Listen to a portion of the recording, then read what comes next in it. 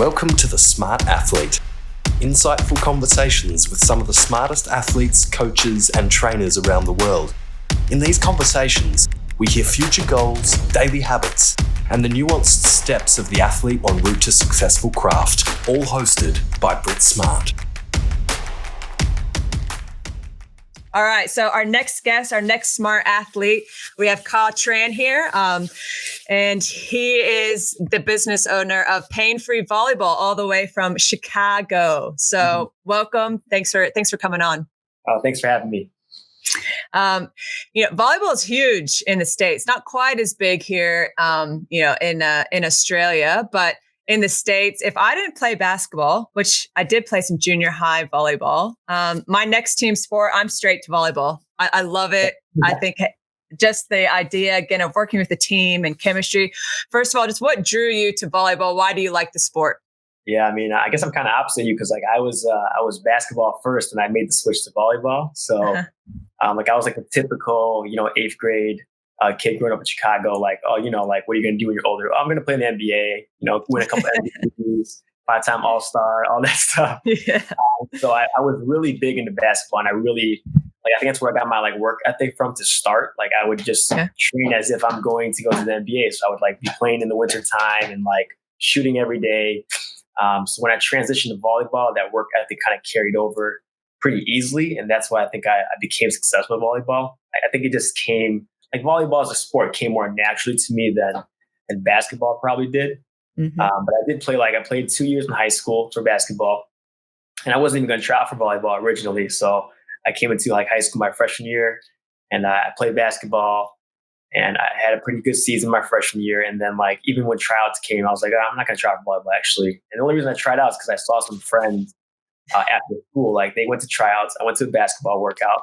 And they're like, why don't you play volleyball? You played in middle school. I was like, I don't know. But I went to tryouts the next day. And then I kind of fell in love from there and just continued on. And at a certain point, I kind of made my decision, when you're a sophomore, junior in high school, it's I kind of pick one sport if I'm going to be really good. So I decided to go with volleyball instead. What was that decision? Was that because of friends or because that natural talent, like you said? Yeah, I think it was a little bit of both. I had more fun playing volleyball. I mean, I love playing basketball too, but volleyball just seemed more maybe it was the position I played or even the role that I had because I was playing as a setter. And in basketball, the point guard, so it's kind of the same thing. But with being a setter, I feel like I had a bigger impact on the game. Mm-hmm. And I feel like I would have had a bigger impact on the high school team with volleyball than basketball. I probably could have made varsity and been a 6-man or something like that. But I felt like in volleyball, I would have made been one of the better players at the start, at least, Yeah, having a bigger role, you wanted the choice of or having the opportunity to be on the court, playing, being in every play. Because with setters, I'm not awesome at understanding the game of volleyball necessarily, but with a setter, you have to touch it every possession, basically. Right. Yeah. You are making the play, you're deciding who is hitting the ball or, making the finishing off the play, but you are the common denominator and the common variable, of. If all goes to plan, the setter should touch it every time. But that's kind of what I like to do because you can make such a big impact on the game. Very similar to quarterback in football or something like that. But I mean, even in high school, so I chose volleyball. I actually got cut from the volleyball team my sophomore year, actually. So I made the team freshman year, and then go mid tryouts, and I was one of the harder cuts the coach had to make. So he did end up having to cut me, and even my position, it was a competitive position at the time. So there was I went, even as a freshman, we have 2 teams. I don't know if you guys did that when you were playing basketball. Yeah. We have A team, B team. Yep. So I was on the B team as a freshman, and then I got cut my sophomore year. But then after that, a coach offered me a practice player spot. So I did that. And then that's where I really I think I got my grind and my hustle there too. Just kind of seeing other players not taking advantage of their opportunities, players who could get playing time, not working hard in practice. So I kind of did that, and I worked my butt off really in the off season. I even played off season volleyball, AAU volleyball essentially. It's called club volleyball here, but did that, tried out my junior year, and my plan was all right, I'll try out my junior year, and if you're a good junior, they'll put you on JV. and then they'll move you up to like varsity your senior year. So like at tryouts, I remember this in my junior year, they like do the split where like, all right, if you're on JV, go to this side. If you stay here, if you're on varsity, and they didn't call my name to go to JV, and I was like, oh shit, did I get cut again? but they ended up actually keeping me on varsity. So nice. Like that was when I was really shocked. I even talked to like the coach, like because he was kind of my teacher as well. And I was like, do you think I should maybe be on JV instead? I don't know if this is like if my varsity ready, because the last time I played was freshman B at the high school level.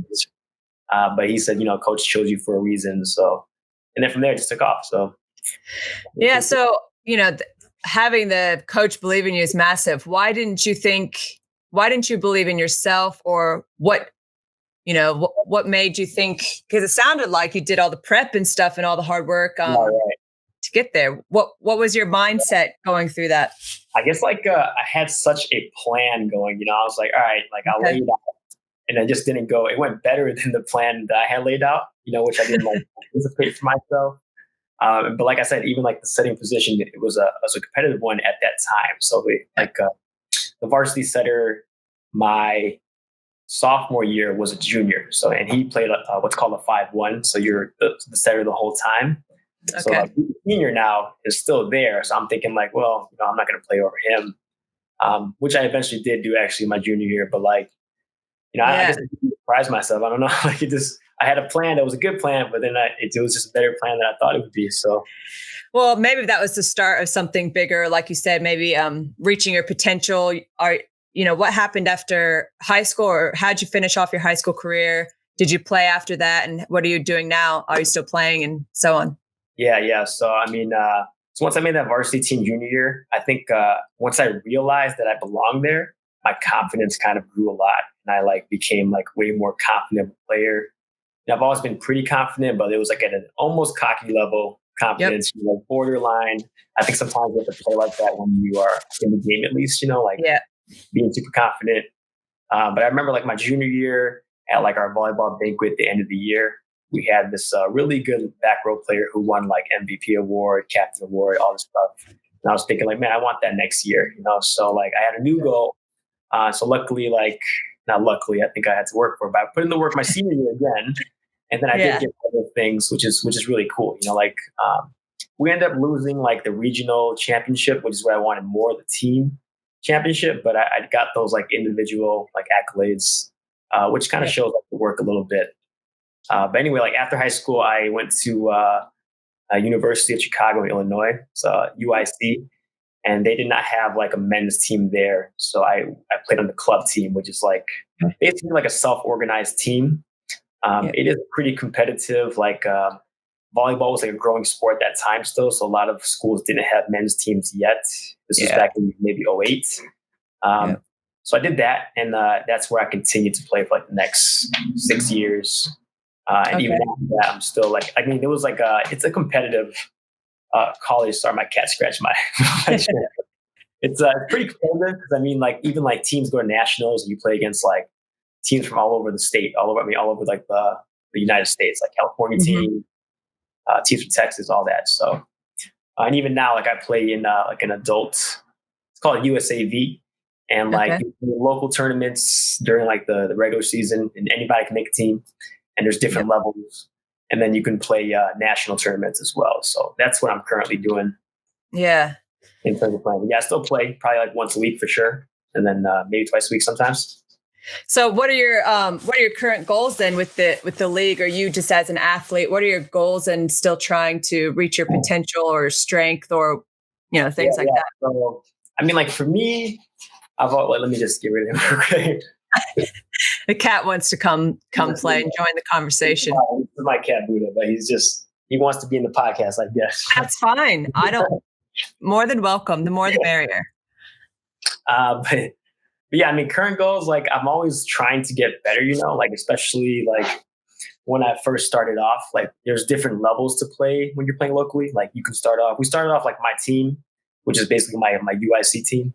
We play like WB tournaments, which is like the second highest level. So it goes like B, double B, A, double A, and double A is basically like the open level. So we started playing there. We started winning tournaments. We moved up to A. Started winning tournaments. Moved up to double A. So right now we're playing at like the open level / double A level. And that's like kind of where we're at right now. So for me, I really want to win like the nationals for that level. We haven't won yet. We've gotten pretty close a couple times, like 5th place, tied for 4th, tied for 3rd type of thing. So that's kind of the team goal we're chasing right now. Yep. Yeah. And then as far as personally, what's keeping you from, reaching a plateau or maybe losing motivation to, not reach your potential, or, what keeps you going? And do you think you have a lot more room to get better? Do you think you're even close to reaching your potential? Or Yeah, I mean, if you would have asked me this question like a year and a half ago, I would have told you I'm almost done. But things have changed since then. Like I started training, with ATG and all that, and like I have like I've always wanted to get better. I just had the knee pain to like hold me back. Like I've worked my vertical like dozens of times, and I've made slight gains. Then I get hurt, and then it's downhill. So like that became very frustrating for me. So like when I finally figured out how to do it, and now that I'm like fully knee pain free and all that, now I can like truly work on my athleticism to like get better. So like if you ask me now, I'm saying that my prime is definitely not reached yet. What's great is like my IQ for the game continues to grow, and usually what happens is like your IQ grows, your athleticism kind of meets at a certain point, and that's your prime, and then starts going down. But I think at this point, athleticism will go up and IQ will continue to go up. So I mean, like my new prime estimated 35 years old. So I'm 30 right now. Give me 5 years, and then we'll see where I'm at. Hey, I'm 35, and you got that's right. You got a lot of good years, especially, I wish I would have found some of the stuff that we've been studying together at Real Movement. Real Movement is an online coaches mentorship, so to speak. So it connects with coaches all over the world. Doesn't matter what sport, or even just people who are coaching the sport of fitness as well, coming together, learning off each other, and really just trying to figure out, along with Athletic Truth Group and Ben Patrick, pain-free longevity and versatility. And that's kind of been my model. 3 things that have always mattered to me: playing a long time, playing pain-free, so that way I can get on the court or the field or whatever it is and be able to show my versatility. And I think that's massive. Being able to like not have to like stop, like people like who I play with now. Because now the people I play with, who I have been playing with in like local leagues and whatnot, like they're all using the excuses of like, oh, I'm getting old, or like my back hurts. I just don't believe in that anymore. I feel like you don't have to feel that way if you know how to take care of your body, if you know how to train. And it's not even just avoiding pain. You can avoid the pain and then continue to make growth like athletically. And that's what's so awesome about it. And like, yeah, you're right. Like with Real Movement, there's so many resources of like things you can do. I see people doing all these other workouts, and like I'm always thinking volleyball. So like I'm like, oh, how can this be used for volleyball? And there's a lot of uses for stuff people are doing for volleyball. So oh yeah, I mean, Pain Free Volleyball, the stuff that you're putting online and that you're sharing with just the general public, I'm learning just by following you on Instagram. And I can't imagine what your members, they're being able to learn and have direct access to you, and what you're learning and teaching. And then, you're also going through it yourself and experimenting on yourself of what works and doesn't work, and showing people that, hey, age isn't an excuse. Pain isn't an excuse to stop either, that you actually have a system and a protocol to overcome that. So tell us a little bit about what you're coaching in pain-free volleyball, and things that you're doing for yourself as an athlete, doing your own program. So I guess you're a client and member of your own programs. Right? Essentially, right? So like, I mean, even before I started, I just started it this past July. And I joined Real Movement just because like I have been following Ben Patrick for a while, and I've seen Keegan. I kind of knew who he was. I followed him too. And I saw like a fat-free program. I'm like, oh, let's kind of learn about this a little bit. And I joined originally for that. But then once I kind of saw other people, kind of coaching and starting that, I kind of like got inspired to like maybe do it myself, because I thought back and I was like, I feel like I was made for this. Like I have been training forever. Like I have coached the sport of volleyball, so I understand the skill and the strategy. I've coached different levels, boys and girls. So like, why not help others while I'm helping myself? So I started the page, and yeah, you're right. Like I do my own program, and I just stay like a step ahead of my clients in most things. Like I have a couple clients who are more flexible than me already, which is great because we all know what the end goal is. But it's kind of cool because we're all like, it's like I'm leading the pack because I am the coach that's training them online, but we're all doing it together, which is really cool. It's like we're all growing together and meeting goals, and that's what I like about it, I feel like. Yeah, no, that's really cool. You're setting that example and maybe trying new things because we're always trying to innovate and create for our members. So the fact that you are staying a step ahead would just be you're studying and trying to offer the best service to your clients. And right. If you come across something that will help them right away, you want to try that out first to make sure it's a protocol that will work, and you're able to then give that protocol with some confidence that this is something that's important for them. Just share a little bit. Yeah, just share a little bit about the meat and potatoes is what I call it. Meat and potatoes, maybe the 3 to 4 things that you really focus on in your program, and I guess that would be in your daily life and habits as well. Yeah. So I mean, in terms of the program itself, like we're really built around like very similar things to kind of ATG, but like everything I do is focused on like efficient training that will translate over to like volleyball. So I feel like I've spent a lot of time just doing exercises or workouts that like were good workouts if you have certain goals, but they don't really help me become a better volleyball player. So like we focus on first getting people out of pain first with things like high rep exercises at like low weights to get the blood flow to the area, like sleds, if you have shoulder issues, band pull aparts, things like that.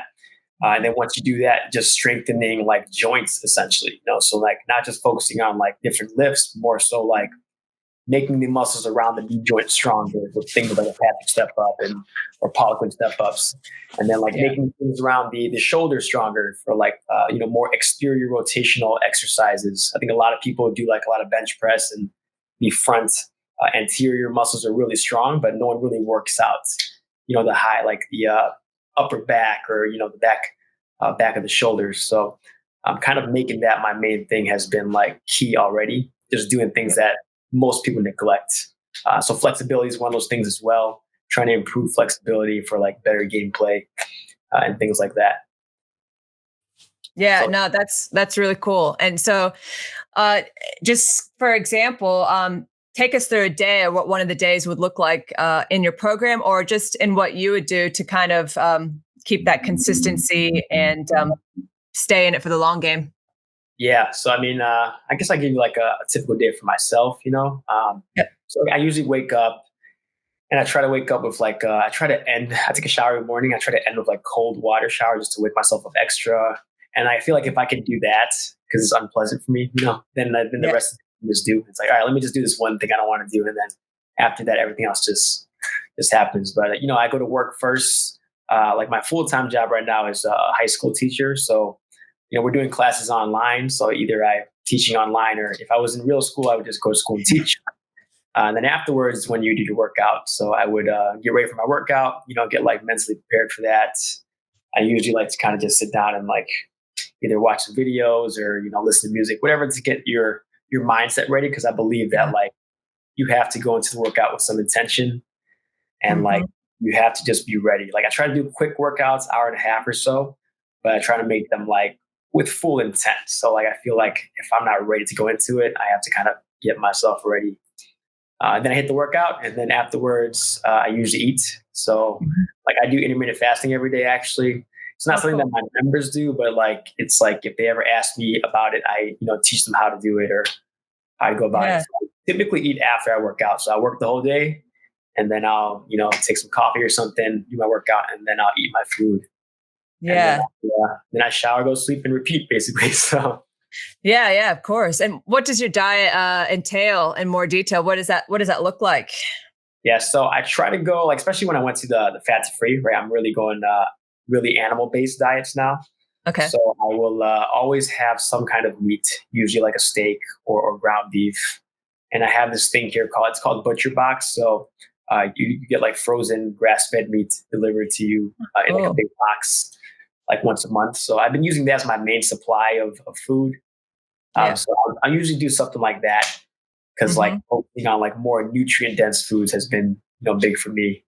But then afterwards, I usually I have to end with dessert every time, and you're not supposed to, but like, I've been finding alternatives, like I do like yogurt with like honey, but again, I try to find like a good source of honey or something like that, or fruit, and I still have the occasional like brownie once in a while, just because I feel like I don't want to live a life where I can't ever eat something like that. So and there's a balance. So, but that's pretty much what my diet is. Just I go high protein. I don't really count my calories. I just kind of count my protein and make sure I'm hitting that. But other than that, it's pretty much it. Want to be a smart athlete? Be Smart Athletic provides a versatile protocol for pain-free longevity. To learn more about our SMART programs, follow me on Instagram at BeSmartAthletic or visit britsmart.com to get in touch.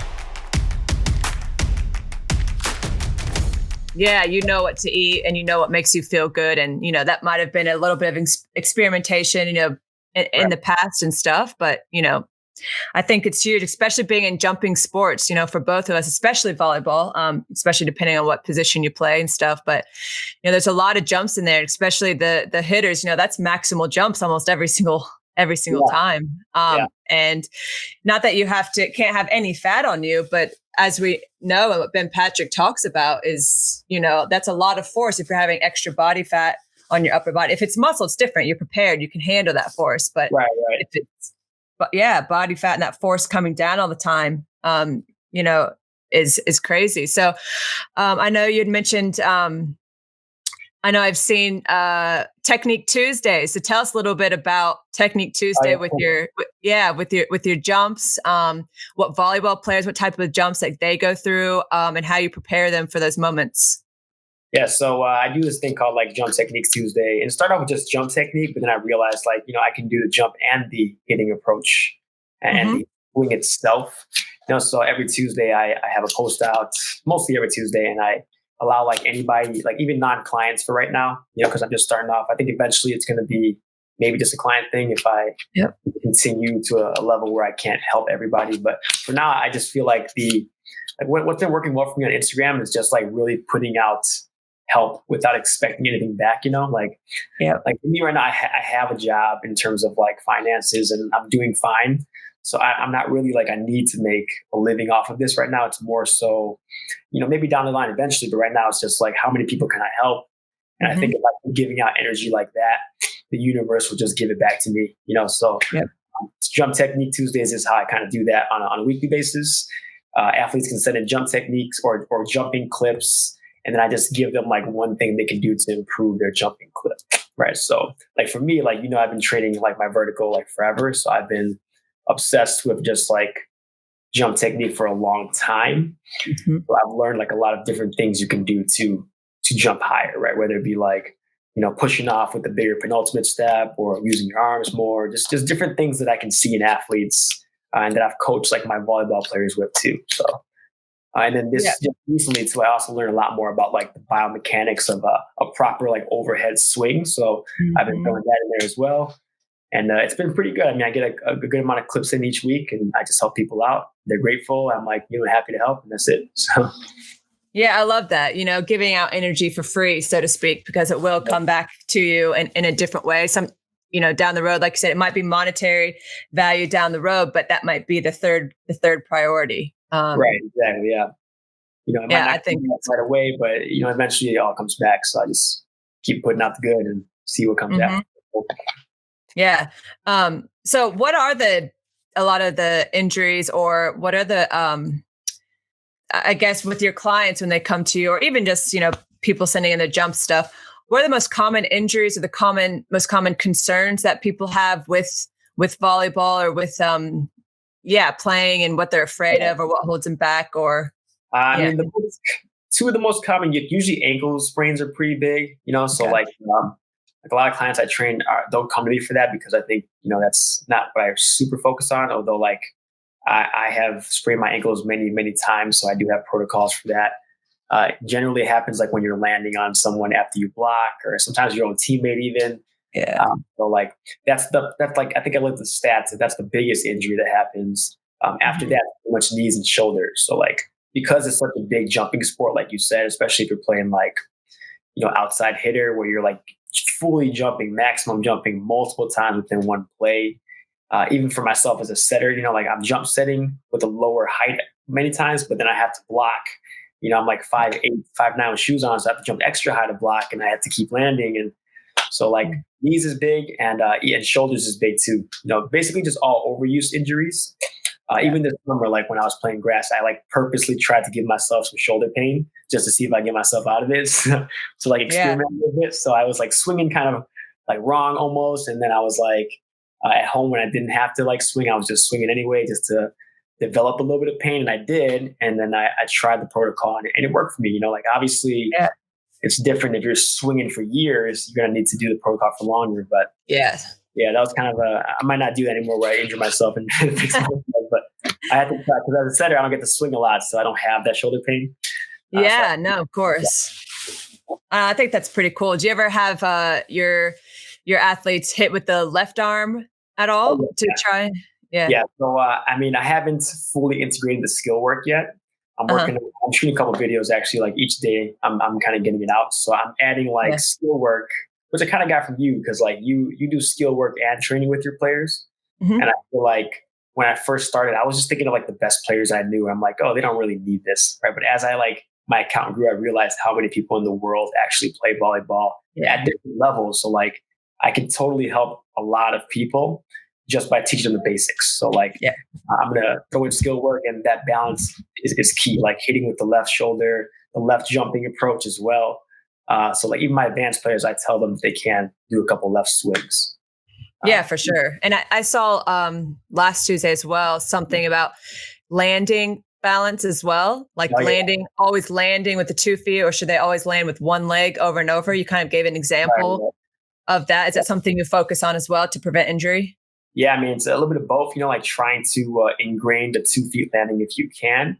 It's not always possible to land with 2 feet. So we also train jump balance with, strengthening and landing on one leg. But I believe that a combination of being able to land one leg, like being strong enough to, but making yourself land two if you can, is best. And I think I made a story and I said like, how many more times would volleyball players land on 2 feet if you paid them like for each 2 foot landing? Like I bet you they would do, like that's what I tell my students. Like that's how I motivate my students to do things sometimes. Like they're like, oh, I don't want to do this. I was like, oh, if you got paid to do this, would you do it? And they're like, yes. I'm like, okay, so you just have to do it. But yeah, I think that's important, especially for like female athletes. A lot of times they will like tear ACLs or MCLs by, it's that 1 foot landing and they go straight down. Guys are a little more resilient to it. But even they also land sometimes one leg and have like a season-ending injury.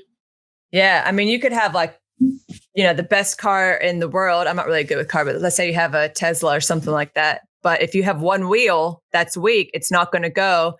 And that your Ford Fiesta, who's not nearly as great of a car, but if it's balanced, it's going to pass. It's going to pass that Tesla. So it's very interesting how that works. You could be super, super strong, but if you're imbalanced, or if your one leg is like 10 and the other one's 7, whatever it is, like that's just such an imbalance. And a lot of people don't focus on that either. And that's why I kind of like the programs that we kind of do with our, we have similar like leg training. And it's a lot of like single leg training, to work out that balance. And I'm sure you, just like me, you probably have to start with like the weaker leg and just match it with the stronger leg. Don't do more than you have to until that balance is better. And you'll never get to like 100% balance, but the closer you can make it, like you said, that's like key. So, yeah, I think that's what, the journey that maybe you and I have been on as coaches, the last year or so is just sport specific training. And your sport may be volleyball, it may be basketball, it may be to play with your grandkids, it may be to have the ability to get up and do anything, anytime, anywhere, that type of thing. But life is play. You pick things up with rounded backs, you have straight backs in other situation, you're going downstairs, upstairs. We've talked about, we've both studied about knees over toes, and that just happens in normal life, in normal play. And obviously if you are in a competitive sport, it's a bit more intense and you have to be able to handle more force and speed. But, I think a lot of the things that we teach can apply really to to anything. And I think that sport specific, and your sport may be life, and that's fine, but you can do that pain free. Yeah. That's huge right there. Just like, and I even have a couple clients who like, hey, I don't really play volleyball, but I have knee pain. Like, can you help me? And I have, even like a couple family members, like I get them on some of my workouts and they're just feeling better because, if like someone who doesn't really maybe work out that much or play sports decides like, I want to be healthy, I want to start working out. They're going to go to the gym, they're going to go on the treadmill. They're just going to run and like put a beating on their body, like they're doing all the wrong things when they can do like a more simple workout, like, some things that we do, and they'll just feel better like every week. So, you're absolutely right.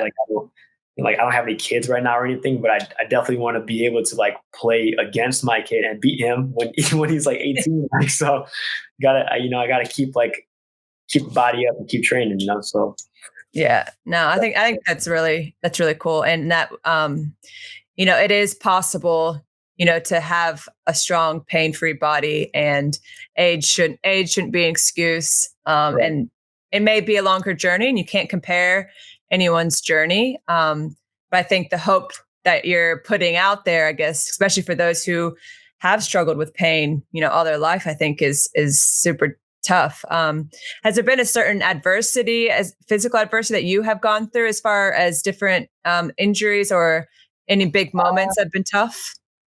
I've been injured many times. I guess like my biggest, I don't know if it's adversity, but like the thing that would bother me the most on my knees is like, whenever we would get into these games, usually they're playoff games because like when you go to nationals, it's usually 3 days of playing in a row, right? The playoffs will be the third day. So your body's pretty beat up already. And if you have knee pain, you're feeling it even more. And like whenever we would be in tight games and I couldn't get as high in the block or I couldn't get the ball as fast and my knees hurt, like those moments are very frustrating for me. Like every nationals at the end, you always, unless you win everything, which we haven't done yet, end with a loss. So every time we lost, it's like, man, like I'm not messing around anymore. Next year, I'm going to fix this. I'm getting it. And then like repeated that for numerous years. And like this year, I was excited to go because I felt like I was there, with quarantine and it was canceled, which for me, fine gives me an extra year to train. Yeah. So next year when I go into it, I'll be ready and I won't have that, that lack of athleticism, mixed with pain where you're like, shit, like I can totally play better than this if I just wasn't hurting. And this is after we add those and whatever, so like there's nothing else I can do. It's just, this is the pain that I have right now. I can't play anymore. Yeah, I saw you throw away some old Advils that you found in your bag the other day. That's awesome. What do you do now then for recovery? Or has that changed over the years? Yeah, I'm big on, I guess luckily I've been able to sleep a lot because, I had some of the break.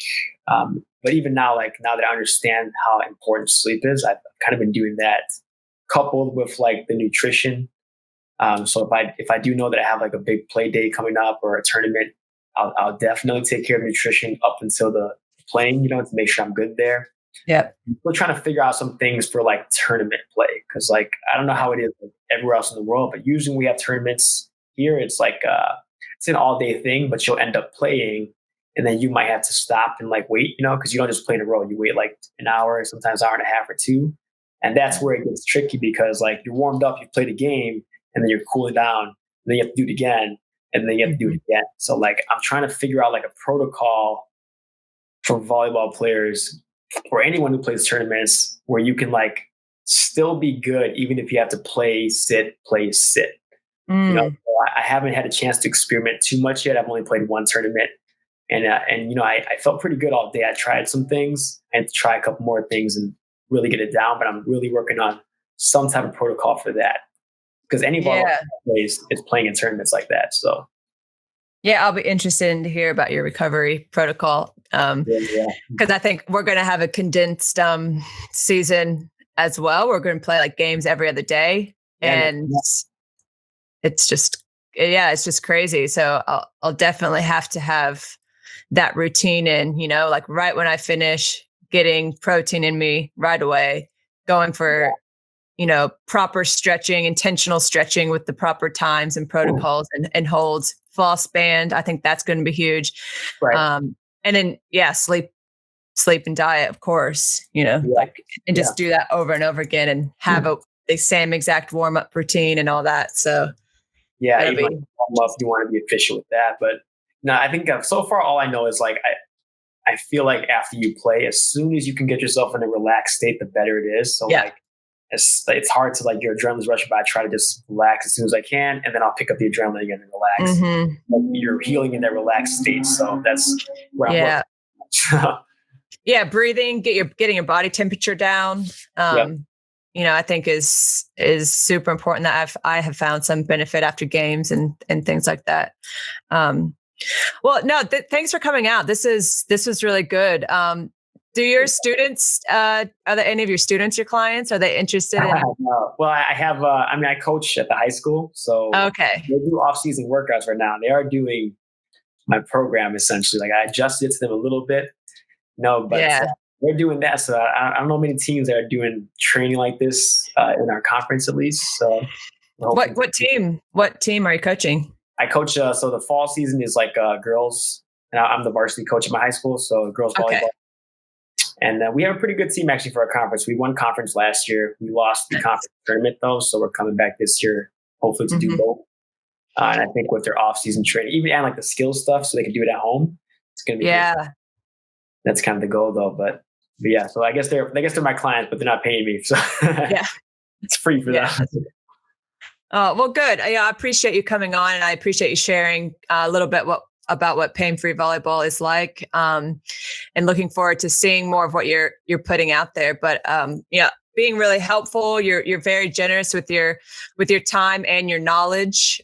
So go check him out. I think if everyone out there who's listening will be able to benefit a lot from him. So thanks again, Kha. I appreciate it. Yeah, sure. This episode of The Smart Athlete was proudly engineered and released by The Ludus.